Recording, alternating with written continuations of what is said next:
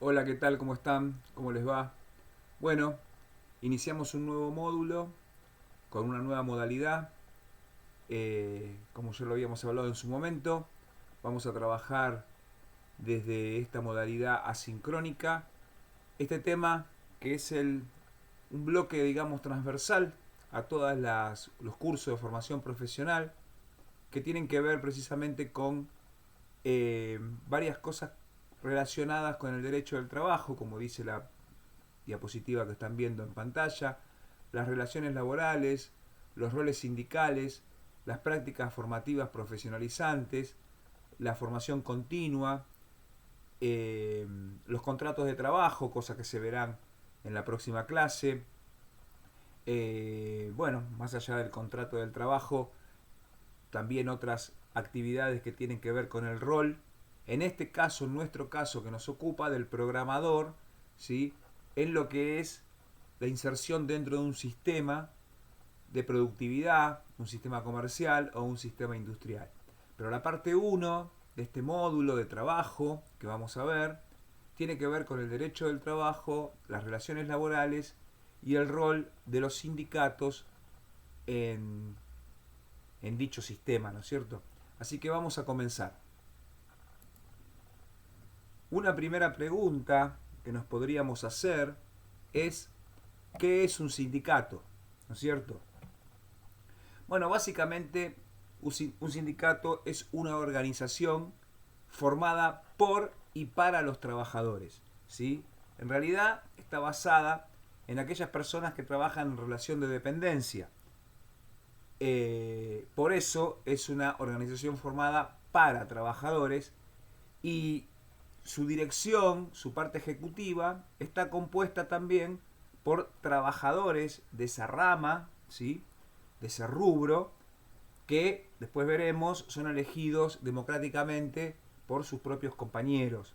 ¿Cierto? ¿Y cuál es la finalidad entonces de un sindicato? ¿Cuál es la finalidad de una organización formada por y para trabajadores? Bueno, en líneas generales, defender y promover los intereses laborales y sociales. Es decir, defender las fuentes de trabajo y promover el interés de la sociedad hacia el rol que ocupa ese trabajador en el sistema productivo del país, que en este caso es Argentina, ¿no es cierto? De la ciudad o de la provincia. ¿Cuáles son los objetivos de un sindicato? Bueno, básicamente un sindicato tiene tres objetivos fundamentales, más allá que después hay muchos otros que son colaterales o secundarios. El primero es mejorar las condiciones de trabajo de la persona, del trabajador, ¿sí? En ese caso se establecen normas de seguridad, normas de higiene, condiciones de trabajo dignas, jornadas laborales adecuadas de 8 horas, en el caso de ser jornadas más extensas, la retribución extra de del salario, la llamada hora extra. Luego, obviamente, obtener salarios justos ante una negociación colectiva, que es lo que vamos a ver a continuación. Poder gestionar salarios justos y equitativos para todos los trabajadores que cumplen un mismo rol dentro de una misma actividad, ¿sí? Y, como decíamos antes, garantizar la seguridad laboral a través de normas de seguridad e higiene, ¿sí? Que permitan que el trabajador se desempeñe de manera segura en su ámbito laboral. Todos estos objetivos se intentan lograr a través de una negociación colectiva. Ya vamos a ver que una negociación colectiva es una especie de mancomunión entre la parte empresarial o la parte productiva y la parte del trabajo, ¿sí? Entre el capital y el trabajo, entre los empresarios o los dueños de las empresas, indudablemente, y los trabajadores. ¿Cómo se organiza internamente un sindicato? Bueno, en principio, ustedes deben tener claro que el Instituto Tecnológico Beltrán es un instituto educativo que está de alguna manera apoyado, digamos, ¿sí? Por una organización sindical que es la Unión Obrera Metalúrgica. Más allá que además existe una ONG, un organismo no gubernamental, que se encarga también de otras características más organizativas y logísticas, ¿no es cierto? Pero el rol del Instituto Beltrán solo se puede desempeñar con el aval y con el apoyo, tanto financiero en muchos casos como también logístico y de infraestructura, ¿sí?, de la Unión Obrera Metalúrgica.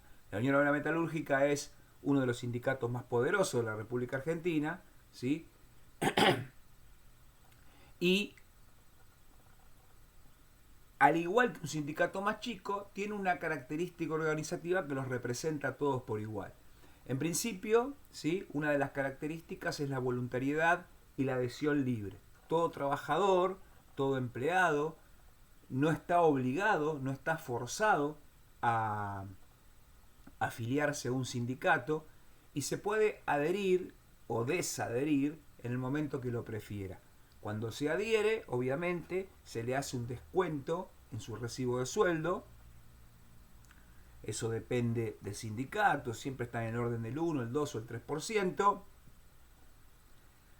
en el cual eso sirve para también fomentar y solventar las actividades que realiza el sindicato, ¿no es cierto?, de defensa del empleado, todo lo que vimos antes. Y luego, obviamente, así como tiene la libertad para adherirse, también tiene la libertad para dejar de formar parte en el caso de que por algún motivo tuviese la voluntad de hacerlo. Otra de las características que tiene el sindicato es su independencia. Independencia de varios aspectos. No solamente independencia de la parte patronal o del empleador, sino si fuese dependiente de la parte patronal, poco podría defender a los empleados, ¿sí?, sino que también una independencia del gobierno de turno. Más allá que algunos sindicatos a veces se pueden encontrar más afines a las ideas de un gobierno y más contrarios a las ideas del otro, porque indudablemente dentro de los partidos políticos hay ideologías que están también basadas en los principios de justicia social, ¿sí?, esos principios que defiende el sindicato, y hay otros partidos políticos con ideologías totalmente contrarias, ¿no es cierto?, con leyes de flexibilización laboral que atentan generalmente contra todo lo que el sindicato desea para sus trabajadores. Entonces la independencia no solamente tiene que ser ante la parte patronal, sino que también tiene que ser una independencia hacia los poderes de turno. Otra característica organizativa de los sindicatos es la democracia interna, ¿no es cierto? Quienes dirigen un sindicato, son elegidos democráticamente en elecciones que se hacen cada una determinada cantidad de años, 2, 3, 4 años según el sindicato, y elegidos por todos aquellos afiliados al sindicato, ¿sí? Con una representación democrática muy parecida a la que ejercemos cuando votamos en cualquier elección presidencial o legislativa, etcétera, etcétera. Previamente se presentan listas, ¿sí? Esas listas tienen que tener un aval, como para tener una cierta representatividad, porque si no cualquiera se presentaría y haría perder tiempo y gastos, ¿sí? Y cuando se presentan listas que tienen los avales necesarios como para competir democráticamente, se realiza la elección y se eligen las autoridades que van a representar a ese sindicato, ¿sí?, y a los trabajadores durante ese lapso de tiempo. Otra característica que tienen los sindicatos es la solidaridad, ¿sí?, porque fomentan la solidaridad entre los empleados y también fomentan espacios de recreación o esparcimiento para que los empleados de un sindicato puedan, fuera de los horarios de trabajo, acceder a lugares en donde quizás probablemente se les pudiera resultar económicamente difícil de poder acceder, de no contar con el espacio que le ofrece el sindicato. Por eso ustedes conocerán que casi todos los sindicatos tienen un campo de deportes, un campo de recreación, tienen un lugar habitualmente en donde en verano se habilitan piletas de natación, se organizan torneos de fútbol o de otros deportes. se generan espacios turísticos para que los afiliados puedan acceder a poder vacacionar en lugares, en distintos lugares del país y a un precio muy accesible, en muchos casos con pensión completa, en el caso de que el sindicato pueda ofrecerle al afiliado la posibilidad de poder vacacionar sin que tenga que tener gastos extraordinarios de comida, ¿sí?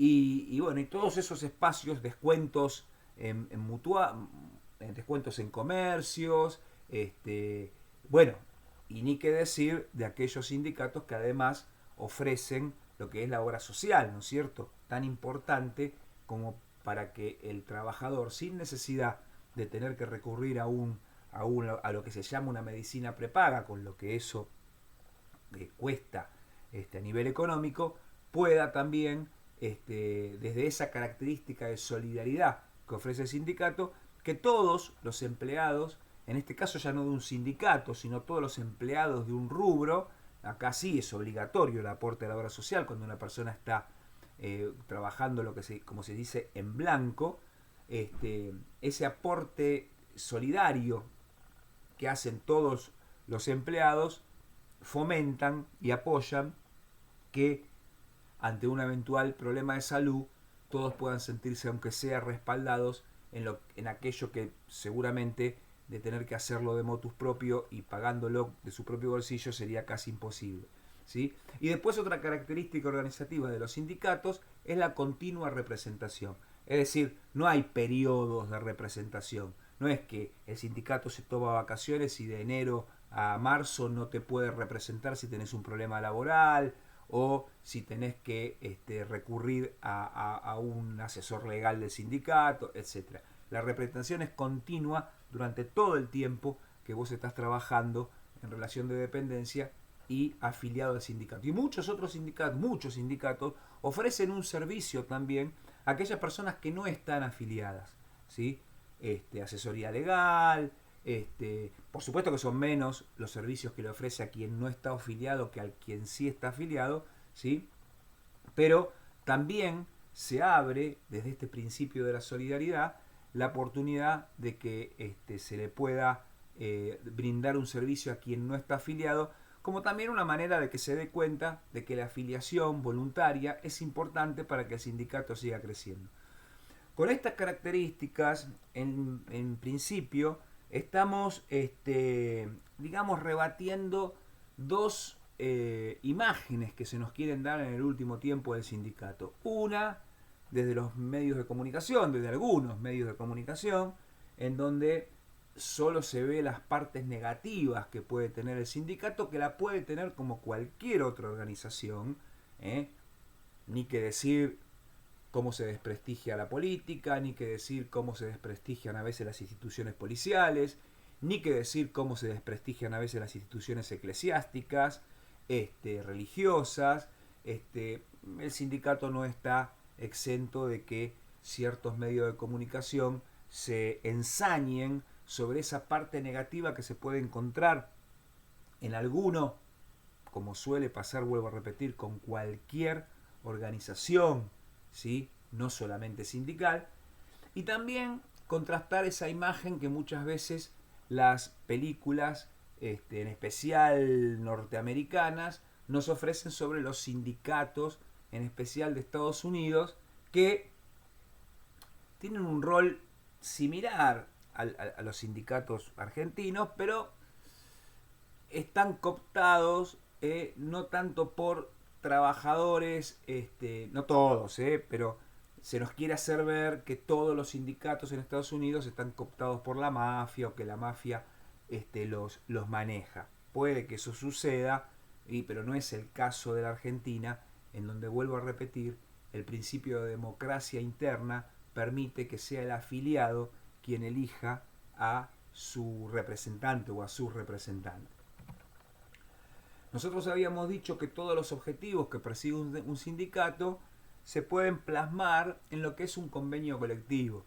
El convenio colectivo, a diferencia de las paritarias que suelen generalmente centrarse en el tema salarial, el convenio colectivo lo que intenta es generar, como dice la palabra convenio, ¿sí? Una serie de normas consensuadas entre los representantes de los trabajadores, o sea, los sindicalistas, los representantes de los sindicatos, y los empleadores, que también tienen sus, entre comillas, sindicatos. No se los llama de esa manera, pero los empleadores de un determinado rubro se agrupan o se asocian en asociaciones o en cámaras, ¿sí?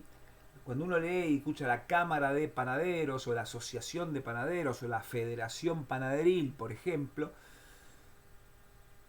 no está más que diciendo una asociación de empleadores o de dueños o de empresarios de la industria de la panadería, por ejemplo. Y así podemos hablar de otro tipo de asociaciones de empleadores. Entonces, entre los representantes de los trabajadores y los representantes de los empleadores, se genera este acuerdo negociado para establecer consensuadamente condiciones de trabajo, como decíamos recién, jornadas laborales pagas de hasta 8 horas, más de eso el abono de horas extras, condiciones de seguridad y salud laboral, derechos y obligaciones tanto de los trabajadores como de los empleadores y mecanismos de solución de conflictos. Acá en los mecanismos de solución de conflictos siempre, obviamente, entre dos partes que tienen intereses contrapuestos, pueden surgir conflictos, suelen surgir conflictos, y se tratan de establecer mediante mecanismos de solución, que en principio siempre es el intento de diálogo, el intento de convencimiento mutuo, y después, bueno, las distintas maneras de poder expresarse, tanto de los representantes de los trabajadores a través de medidas de fuerza, o de los empleadores a través del llamado blockout, ¿sí? O de despidos desde el rol del empleador. Un mecanismo que muchas veces tiene para solucionar un conflicto es un despido. Si los representantes sindicales consideran que el despido es injustificado, entonces indudablemente se establecen mecanismos de diálogo y de negociación para tratar de destrabar esos conflictos. Muchas veces tiene que intervenir el gobierno a través del Ministerio de Trabajo con lo que ustedes conocen como conciliación obligatoria, ¿sí? Que es ese mecanismo que el Estado le impone tanto a los trabajadores como a los empleadores para que durante un periodo de tiempo, que puede durar una semana, 15 días, ninguno de los dos establezcan ni despidos ni medidas de fuerza y se tomen ese tiempo para obligatoriamente para poder tratar de destrabar el conflicto. Bueno, todo eso genera lo que se llama el convenio colectivo, ¿sí? De cada una de las asociaciones. ¿Y qué son las paritarias? Bueno, las paritarias también son negociaciones, son mesas de negociación, pero en donde se trata básicamente condiciones salariales. También condiciones de trabajo, ¿no es cierto? Dentro de, por ejemplo, el sindicato que a mí me agrupa, que es el sindicato de los docentes, muchas veces el sindicato tiene que intervenir ante condiciones de trabajo que son no tan favorables, ¿no es cierto? Por ejemplo, aulas con ventanas rotas o aulas sin calefacción, o escuelas donde por ahí falta el agua. O sea, no solamente son los temas salariales. Ustedes habrán escuchado en el último tiempo que en el gremio de los trabajadores del subte se están discutiendo de que hay un elemento químico llamado asbesto que es venenoso, que se aspira y que generalmente puede afectar la salud del trabajador, que además en ese rol es un trabajo insalubre, o los mineros, las personas que trabajan en minería, o los choferes de medio de transporte, que tienen una jornada de trabajo limitada con descansos obligatorios por su actividad. Bueno, todo eso, más allá del convenio colectivo de trabajo, cuando no se genera, cuando hay algo que se tiene que ajustar, también se utiliza el rol de la paritaria como una mesa de negociación entre representantes de los trabajadores y de los empleadores para discutir y acordar temas laborales que que seguramente van a incluir condiciones salariales. Generalmente la paritaria, el objetivo primordial de la paritaria es acordar condiciones salariales, pero también condiciones de trabajo que estén adaptadas a la realidad económica y social del momento. nosotros vivimos en un país que todavía sigue viviendo un proceso inflacionario bastante grande que hace que el sueldo de un trabajador se desvalorice a medida que va pasando el tiempo. Entonces es primordial que estas mesas de negociación se reúnan, ¿sí? No todos los meses, pero trimestralmente, cuatrimestralmente o bimestralmente, para poder adaptar, en este caso el sueldo del trabajador, a la realidad económica y social del momento, que es la carga inflacionaria que tiene que soportar y que le hace perder valor monetario a su salario. Pero hay un rol muy importante que ofrecen los sindicatos y hay un rol muy importante que ofrecen ciertas gobernaciones, como por ejemplo la gobernación de la provincia de Buenos Aires, a través de sus ministerios de educación o su Dirección General de Cultura y Educación u otros organismos que están relacionados a la educación, que es el papel de la formación profesional, tanto la inicial como la continua en las relaciones laborales. Y ustedes están haciendo un curso de programador precisamente dentro de ese rol que cumple el gobierno de la provincia de Buenos Aires y en este caso junto con la Unión Obrera Metalúrgica para la formación profesional inicial y continua en las relaciones laborales. Ustedes saben que el curso que están haciendo ustedes no es el único, hay cursos de tornería y hay otros cursos mucho más específicos que se dan en el taller que se encuentra lindero, cercano al Instituto Beltrán, ¿sí? Que es específicamente para obreros de la Unión Obrera Metalúrgica, obreros metalúrgicos, pero para la comunidad en general, ¿sí? Se ofrecen, así como las universidades ofrecen cursos de extensión universitaria donde uno puede aprender diferentes oficios, idiomas o algunas competencias informáticas. En el caso de la formación profesional inicial y continuación son para mejorar o poder acceder a un primer trabajo. Por eso hay que dividir lo que es la formación profesional inicial de la formación continua. Dentro de lo que es la formación profesional inicial, lo que hablamos es de proporcionarle a los trabajadores habilidades y conocimientos necesarios para ingresar al mercado laboral, especialmente dedicado a aquellas personas que todavía no tienen experiencia laboral y que en un mercado tan competitivo, ¿sí? Necesitan insertarse en el mercado laboral con las habilidades y los conocimientos que se alineen a las demandas actuales, ¿sí? Que puedan asegurar la empleabilidad de los nuevos trabajadores, es decir, trabajadores que puedan acceder a puestos de trabajo capacitados de manera tal que estén alineados con las demandas del mercado laboral actual, que en este caso obviamente se emparentan con la informática, los sistemas, en algunos casos los idiomas, ¿sí? O en algunos casos algunos oficios que sean relativos y específicos a la demanda laboral del momento, ¿no es cierto? Mientras que la formación continua lo que permite es que aquellos trabajadores que ya están en actividad, aquellos trabajadores que ya tienen un puesto de trabajo asegurado, puedan actualizar y mejorar esas competencias que en algún momento adquirieron, ¿sí? A lo largo de toda su vida laboral. Por eso la formación se llama continua, ¿sí? No hay un momento en donde se termina y se dice, bueno, acá ya está, usted ya sabe todo, ya no tiene más nada que aprender. Porque la ciencia y la tecnología a cada rato van estirando, es como la zanahoria del caballo, ¿no? Pues como el horizonte, cada vez uno cree que llega y sin embargo se corre un poquito más hacia adelante, ¿sí? Y eso nos obliga a la capacitación continua. Esa capacitación obviamente tiene que estar adaptada y se genera, por eso es continua, ¿sí? A los cambios tecnológicos, como decíamos recién, y a las nuevas exigencias del mercado laboral. Y es esencial tanto para los trabajadores como para los empleadores, ¿sí? O para las empresas.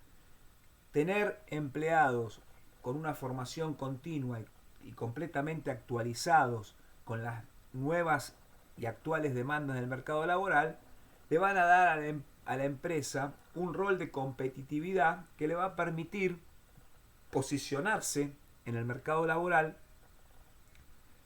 de mejor manera que aquellas empresas que no proveen o no le ofrecen al trabajador la posibilidad de una formación.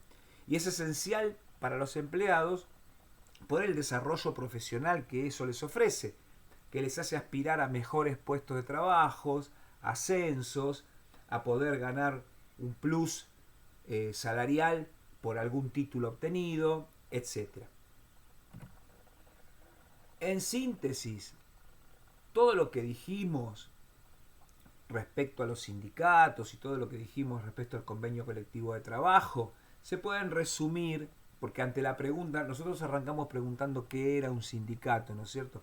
Y ante la pregunta qué es un sindicato, se podría resumir con un video. Entonces, ahí ¿sí? aparece Que esta idea están viendo acá, que no sé la si supervivencia están también pero no se importa, logra a partir de ser lo dejo muchos. para que lo vean tranquilos, en donde un guionista de la televisión, Pedro Saborido, quizás ustedes no lo conozcan, pero si a ustedes alguna vez les gustó el programa Peter Capusotto y sus videos, él era quien casi generaba el 80% o el 70% de los guiones del programa, de los personajes que Diego Capusotto representaba en el programa, y que hoy por hoy muchas veces da conferencias sobre diferentes temas, ¿sí? Y en este caso, yo se los corté para que lo puedan ver en formas tranquilos, porque yo les voy a hacer llegar esta diapositiva, esta presentación de diapositiva, ustedes puedan, a través de un ejemplo muy simple, un poco gracioso, pero muy enriquecedor, entender la pregunta básica de qué es un sindicato, ¿sí? Por último, les ofrezco hacer un ejercicio. Ahí tienen un código QR en pantalla. Ustedes lo pueden escanear. No hace falta que lo escaneen ahora, lo van a escanear también cuando obtengan la diapositiva. Y en ese código QR va a aparecer un formulario electrónico adaptado a las nuevas demandas del mercado, con 10 preguntas relacionadas a todo lo que vimos ahora. Yo les sugiero que antes de contestar, antes de tirarse encima del formulario y empezar a contestarlo, revean la diapositiva que yo les mandé, la escuchen nuevamente, la lean nuevamente y la utilicen como medio de consulta para poder contestar las preguntas del formulario. Así que la actividad que les dejo para hacer y que vamos a discutir en el próximo, la próxima clase en donde nos encontremos, es precisamente sobre esto que acabamos de ver, ¿sí? En este momento. Bueno, estamos llegando ya al final de la clase.